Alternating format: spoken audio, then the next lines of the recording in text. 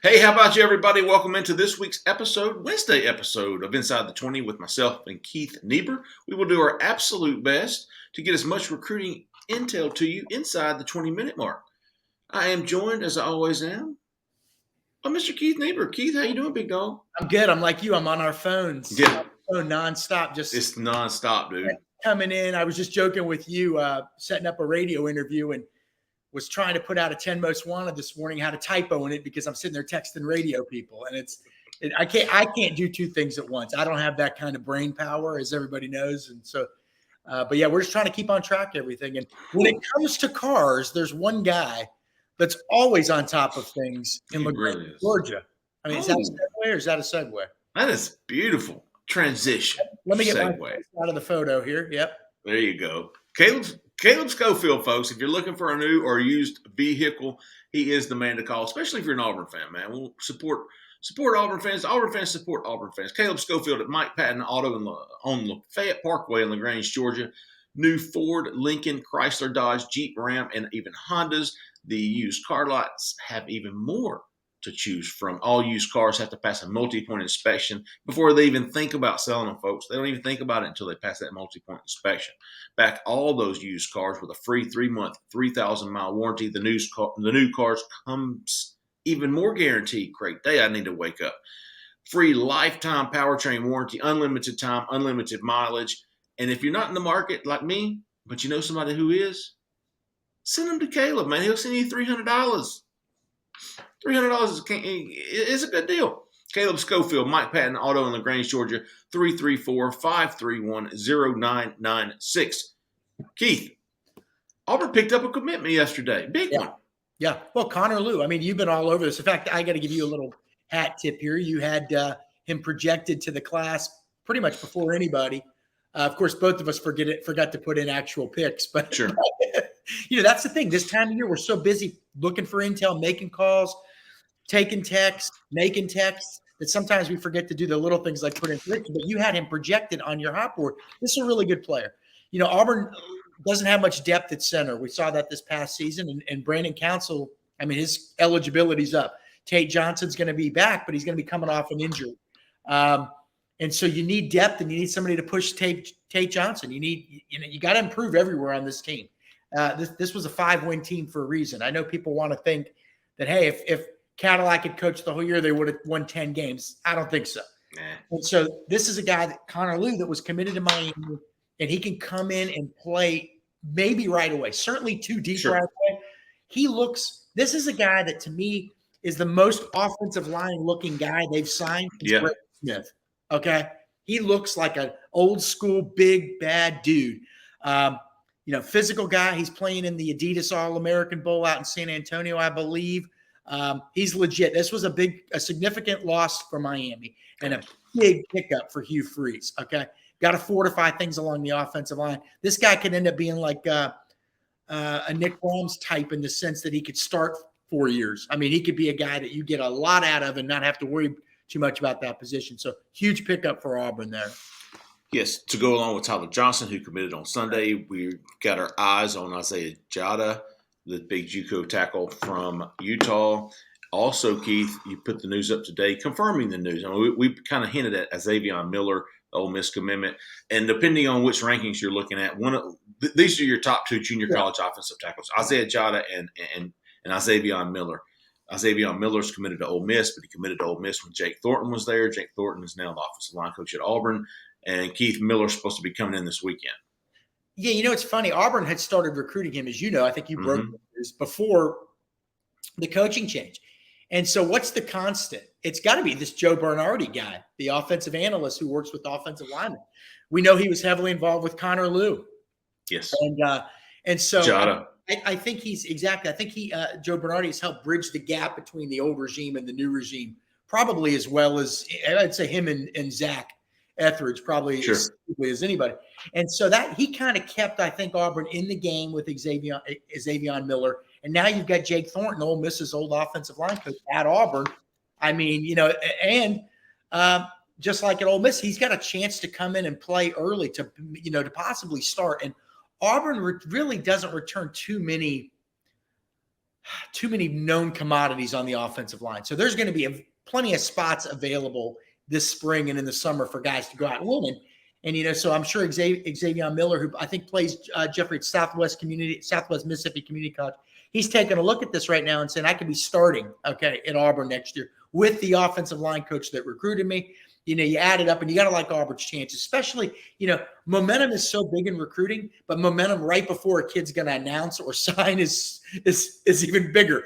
And, obviously the early signing period is next week, and Auburn's got some momentum here. Auburn's trending in the right direction. I wouldn't say trending overall. We don't know that. Right. But we're trending up. Getting the final visit with a guy that, by the way, I had somebody this morning at Auburn say that guy is off the record, of course, that guy, the Miller kid, is probably a top 5 overall non-portal target for Auburn right now. I didn't realize it was that high, but it makes sense. Him and Isaiah Jota, the other offensive tackle from the junior college ranks, they think these guys can come in and start right away. Okay. And you got Jeremiah Wright back. And then you got Tate Johnson if he gets healthy, and Connor Lew. And all of a sudden, your 60 to 70%, of your offensive line situation is starting to be solved. Maybe not that much, but it's better than what it was 2 weeks ago. So things coming together on the offensive line, which is the number one concern for Auburn fans. I don't necessarily know if it should be number one, because they also don't have much back on the defensive line. And then the quarterback position is always the quarterback position, but it's certainly one of the top 3. But that's the one the fans are really most curious about, because Auburn's done such a kind of, quite frankly, awful job on the offensive line since 2017. You mentioned it, man, quarterback. You got to have that quarterback in. And, you put up, I think, right away, maybe even before, but Grayson McCall, the quarterback from Coastal Carolina, coming in this weekend, entered the portal on Monday. Keith, what do you know about him? Well, we had heard that he had reached out, and Justin Hokanson of Auburn Live confirmed this. He actually reached out to Auburn. We'd heard he had a lot of interest in Auburn and Hugh Freeze because of what he was done with dual threat quarterback. So you're looking at this guy's stats. The 3-year starter. Unbelievable. Yeah, I think he went 31-6 during his 3 years as a starter at Coastal Carolina. 31-6. People say, well, it's group of 5. Well, yeah, but that you're beating group of 5 people. Okay. Well, that means your teammates are a group of 5 people too. You're only always just playing against the competition that's in front of you and what's with you, what's around you. I mean, of course he hasn't beaten Oregon and Florida State. He hadn't played them. But he's beaten the teams on their schedule, 31-6, 3-time Sun Belt Conference Player of the Year. I think he's got 78 or 79 career touchdown passes, and Jeffrey, fewer than 10 interceptions 8 seasons. Okay. Here's another thing. Here's what else. He's got over 1,000 rushing yards. He had over 500 in one season. So he's a guy that can do the RPO type stuff that Hugh Freeze apparently likes to do. He's a winner. He's a guy that wants to prove himself because I've done it at the group of 5 level. Now let me see what I can do at the big time level. And also he likes what Hugh Freeze has done with Chad Kelly, with Malik Willis. So he sought out Auburn. He's coming in this weekend. You've confirmed that. We think Florida's another team to watch. I've used a program to find his most recent Twitter followers. And sure enough, Billy Napier, the Gators head coach, was on that list of last night, the 5 most recent. Actually, it was the most recent Twitter follow for Grayson McCall. So we know there's some interest there too. Everything we've heard is Auburn is absolutely a team and probably the team to watch, but they got to connect this weekend. They got to make sure Auburn's going to continue to do its due diligence. Hugh Freeze being at the G5 level the last few years, I'm sure, and not that far away from Coastal Carolina on the map, I'm sure he certainly knew what Grayson McCall was doing and what he's capable of. But I'm sure they're going to do a thorough evaluation because there's other quarterbacks that they're interested in. Devin Leary from NC State, you've reported on. You don't just say, look at a guy's stats and say, take him. You got to do your due diligence right now. This position is too important. We've seen it the last few years. Once Bo Nix got hurt, that was really just a death knell to Auburn's program. If Auburn's better at quarterback the last 2 years, and that's not a knock against Robbie Ashford, who came in and played his tail off, but if Auburn's better at the quarterback position in the passing game the last 2 years, Brian Harson's probably still the head coach, Jeffrey. So Hugh Freeze knows this. He knows that's where you're going to win a lot of games, okay? And those guys can elevate your program. Is this the guy that can do that? Well, they're looking into that right now, but we know there's mutual interest. There has been from the minute he entered the portal on Monday. We think Auburn's in good shape, but again, we don't know entirely where this is headed. We just think as of right now. Jeffrey, I don't know, anything you hearing to add to that? No, I think Auburn has zeroed in on him. I think they've known about him.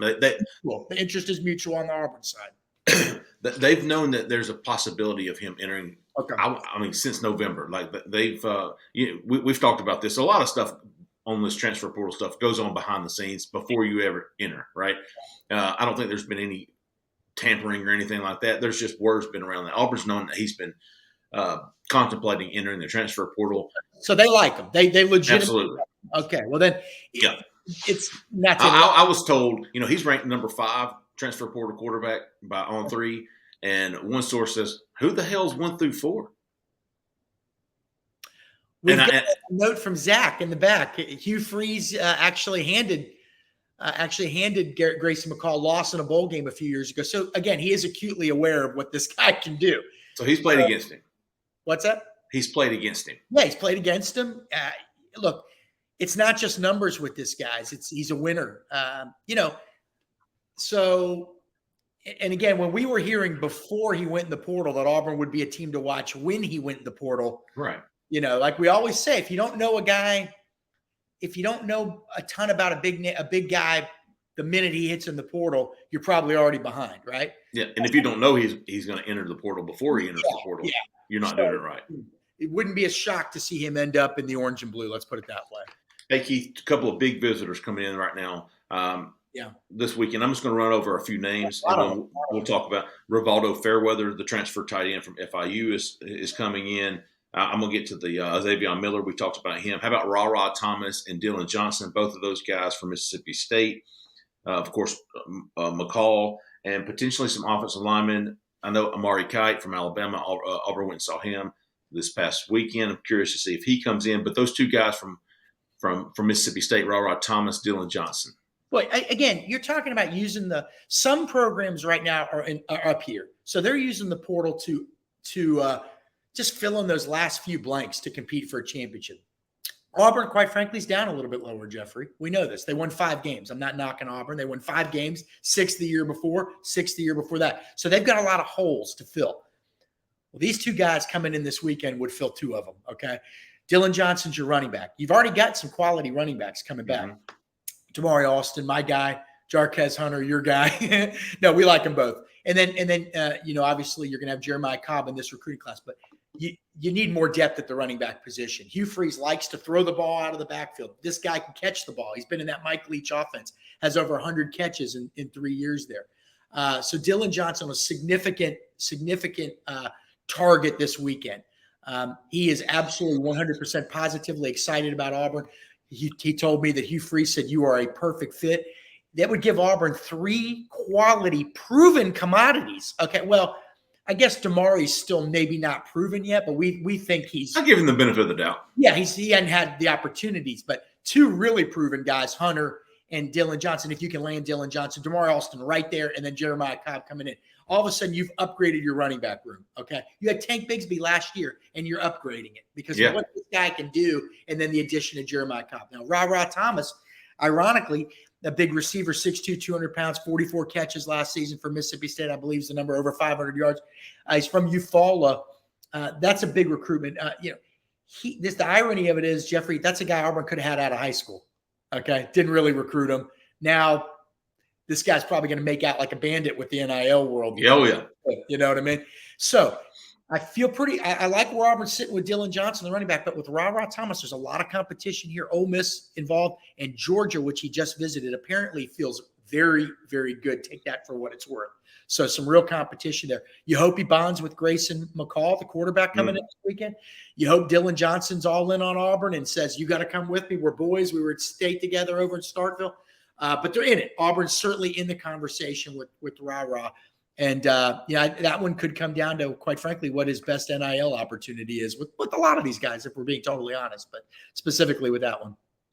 A couple of a few high school guys we'll be keeping an eye on. Jamarian Wilcox, running back from Georgia. Eric Singleton, a wide receiver committed to Western Kentucky from Georgia, is coming over for an unofficial visit. How about Steven Johnson? We didn't mention Deion Johnson in that transfer portal visit guy. He's coming in from – you had it, Keith. Dylan Johnson, you mean? No. Deion, the defensive tackle. Is it Deion Miller? That's what I said. Is that am I getting that right? Let's. You just wrote about it. I know. Well, I gotta look it up. You just wrote about him yesterday, but that was like 20 stories ago. I don't remember his name. I mean, there's so much going on right now, but I think you're talking about. Let me see this here. Deion Wilson. Yes, you're talking about. I said Johnson. You said Miller. It's Deion Wilson. Deion Wilson. Okay. Well, we're in between. But anyway, he's a defensive tackle from the University of Arizona. He backup last year. So you're looking at Arizona and you say, wait a second, didn't they win 4 games or something like that? They weren't very good. But he's a big nose tackle. I mean, he's a guy they're hard to find, okay? He's probably a Jason Jones type, right? Yes, probably a depth piece more than anything. But you got to have those guys, sure. Man. You got to have those guys. So he's coming in this weekend. He said Auburn offered him yesterday. We quickly got him on the phone. Man, he is pumped. He's never been to the South before. He's got family ties to the South, like a lot of kids from out west. He's from Southern California, what area they call the Inland Empire, just east of Los Angeles. And Auburn's his leader. So if it goes well this weekend and they want him, it's very possible. He looks at the SEC and says, that's my path to the NFL. Okay. So, Auburn's seen a lot. Who are the other guys you mentioned? The high school kid, the running back, Jamarian Wilcox. Jamarian Wilcox. Now, a running back, he's got Auburn in his top 4, Final Four with schools like Ohio State. I can't remember who else. Clemson, Kentucky. Okay. Auburn's getting a little late to the party. Just recently offered him, but maybe making a move. Apparently, he's talked a lot to Ken Austin, a new addition to the offensive staff. That's the one who's been recruiting him. You get him on campus late, and you hope for the best. Clemson just picked up a running back commitment, I believe, yesterday, Jeffrey. Oh, yeah? So what does that mean? Where does Ohio State prioritize him? Okay, well, suppose he's third on their list. Well, then it's an Auburn-Kentucky battle. You know what I mean? Right. So things change fast. You're looking at these top 4s and Final Fours, but you also have to go look and see what the other schools are doing, right? So there's a lot of potential there too, I would say. And, they've also got some defensive backs visiting. One of them, Braden Marshall, from Orlando, Lake Mary, Florida. All his every bit of his every person on his father's side attended Auburn. His dad's from Evergreen, Alabama. They're diehard Auburn fans in that family. And lo and behold, Wesley McGriff and Auburn offer him last week and is now in position to flip him from UCF. In fact, Gus Malzahn did his in-home with him last week. Hugh Freeze will go in-home with Braden Marshall tomorrow. So Auburn trending up for him. Is Brandon? I'm getting all these. It's Braden. Okay, boy, the names are coming up every hour. Stephen Johnson, the Arkansas commitment, supposed to be coming in. And watch out for that. I think he might not announce till signing day, December 21st. Was told by somebody very close to him yesterday, watch out for Auburn. He didn't even put out the offer. This person tipped me off that he got the offer. I called him up, and he didn't really want to talk about it too much. I think he's trying to keep it all quiet, but Auburn's certainly making a big move for him. Let's see. Eric Singleton. I don't know if we mentioned him, the wide receiver. Yeah, we did. We mentioned him. Yeah. He's coming in for an unofficial visit Saturday. Yeah. If Auburn wants him, they're going to get him. Some big dogs we'll be keeping an eye on: Keith Keldrick Falk, BJ Chester, Quay Russaw, James Smith. Yeah. Will those guys come? I am not optimistic about Auburn's chances with DJ Chester. Me neither. I actually said in the hot board yesterday, I kind of feel like it's fading. Auburn's fading a little bit. I think you're right. It feels like it. LSU feels really good, and another telltale sign. He was going to visit FSU last weekend, and LSU put the hammer down, and that visit didn't happen. So I think LSU's feeling like they got their arms around that one right now. We'll see. It's an NIL world, like we always say. Things change in a hurry. What's true right now may not be true in 5 minutes. Yeah. As yesterday, you and I are mainly through your reporting. I seem to be giving you way too much credit lately, but mainly through your reporting, we're sitting there preparing for this guy to commit any moment, any day, whatever. Next. All of a sudden, Deion Sanders puts in a phone call. He says, "Hey, big dog." Jesus, So things change. But, yeah, out of those guys that you mentioned, Smith, Russaw, by the way, James Smith, Quay Russaw, the 5-star. Smith's a tackle. Russaw's either an edge or a linebacker. I think some schools may even like him inside linebacker. Hugh Freeze is in home with them today. Zach Etheridge is over in Montgomery right now doing stuff with that whole group. So working on that. Now, Keldrick Falk, to me, is the big one. That's, to me, if the 4 is probably the best chance. Committed to FSU. Auburn had recruited him as an edge, but he's just getting bigger and bigger. He's probably more of a straight defensive end right now. We were told maybe 60-40 he'd visit Auburn this weekend. If he visits Auburn this weekend instead of FSU, FSU is going to be sweating that one out big time, okay? He's from Highland Home, Alabama, so he's closer to Auburn than he is to Tallahassee. Got a great relationship with FSU. They've done a hell of a job.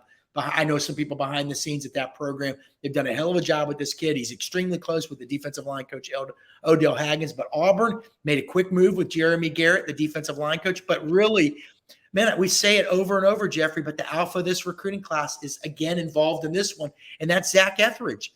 He really, again, bridged the gap between the old regime and the new regime, kept Auburn alive with a lot of these guys, has kept Auburn alive with James Smith and Quay Russaw. Smart move by Hugh Freeze, and the one he didn't keep was Rock Bellantoni, and we saw the effects of that yesterday as Ruben Bain committed to Miami. And listen, I think I'm about done with the Central Miami kids. Oh, you are? I think I'm moving on. Like I don't expect Stanquan Clark to come. Auburn's already moved on from Lamar Seymour. Ruben Bain's committed to Miami. Keywan Jenkins. I'll be curious to see if Auburn brings him in this weekend. If he will take a PWO, a preferred walk-on, right. I think you take him. I think he's a winner. I think he at least gets other kids in Miami that gravitate toward him because he potentially could be a 3-time state champion. They all know him. It's a benefit. If you have a scholarship, maybe.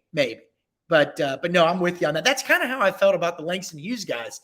I don't even include those guys in my 10 most wanted. I forgot about them, to be honest with you. I probably should. And the funny thing is the one guy we thought they'd get and wanted to commit in March, Joshua Horton, ended up probably being the best of them all, and he committed to Miami. So he committed to 2 schools. He committed before Auburn. And flipped him on. And he would have committed to 3. A third one, Auburn. He wanted Auburn, right? They didn't want him at the time, and they weren't ready to take him. I think that's more a fair one. But there's so much going on. Auburn's got a chance to finish with a bang. In-home visit yesterday on Tuesday with Kay and Lee, the Ohio State cornerback commit. Jeffrey, I think they felt better about him a few days ago. We're waiting to see how that went last night, but Ohio State is holding on for dear life. That's where he's committed. They're going to have an in-home this weekend. They may have already had it. I'm not sure. Hugh Freeze and Tyler Scott, a DB they love. We've got him among the top 10 most wanted targets. We feel like they're in really good shape with him. But he just visited Southern Cal, loved it, and he's going to Texas this weekend. Proximity to home could be the edge Auburn's looking for. Just visits every day. But today's a big one for Hugh Freeze because obviously he's over in Montgomery with the 2 5-stars, James Smith and Quay Russaw. Uphill battle. It's even a miracle that Auburn's in it, Jeffrey. I know we're over the 20 minutes, but we got so much to talk about. It's even a miracle that Auburn's in it with those 2 guys. This is the 3rd head coach they've dealt with since they've been started getting recruited by Auburn. Position coaches have come and gone. Support staff have come and gone. Zach Etheridge has kind of held it all together.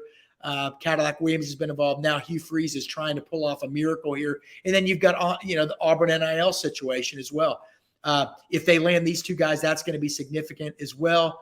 But Auburn's battling. I think battling both at the high school and the junior college levels and then also in the portal. But things are starting to come together. There's been some big movement lately, and they have to finish with the flurry. Then they'll still have, even after signing day, another 6 weeks to the February signing day, and then continue to work on the portal. You mentioned Rivaldo Fairweather, the tight end from Florida International that's visiting this weekend. We think that could be, things could change, but we think that could be close to being a done deal, right? Right. So that's a priority target for them. I believe today another transfer tight end, Kyle Morlock, may be visiting Auburn. So there's a lot going on right now. There was a secret visitor yesterday, CJ Johnson, out of Texas. I don't know if it was a secret, but nobody knew about it.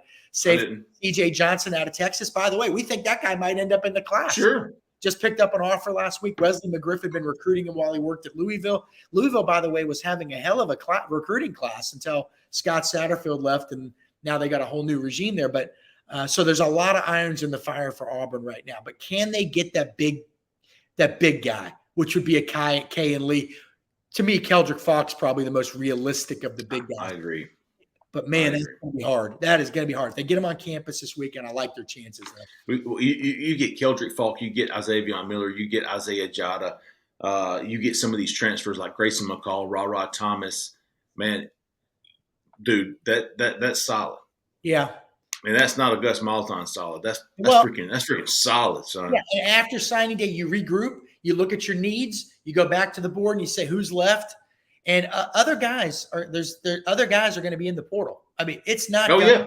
You know, it's not done. People are assessing situations all over the country. Okay. Well, before I go from school A to school B, I want to see who they sign next week. I want to make sure that they're being honest with me. That kind of stuff. So again, a lot of action right now. Every second there's somebody else going into the portal. There's commitments being done. We will be doing our best to try and cover it all this week, man. We're going to have official business coming in. I'm out. Yeah. All right, dude. Hey, one more time for Caleb Schofield, man. Mike Patinato, need a new car. Give him a call. 334-531-0996. We appreciate Caleb. Appreciate you, Keith. Tell Drew I said hello. Hey, guys. We'll see you. We'll be here Friday morning. We're going to do a more in-depth recruiting podcast on Friday. Keith will be back with us. Jay Head, Cole Pinkston will all be doing it. We'll be back Sunday night for the call-in show. Lots going on, people. Auburn Live on 3. Go get your subscription. Auburn Live on 3. $25 now until next September. Hey, appreciate everybody listening. For Keith, for Zach in the back, I'm Jeffrey Lee, man. Y'all stay out of the left lane. See ya.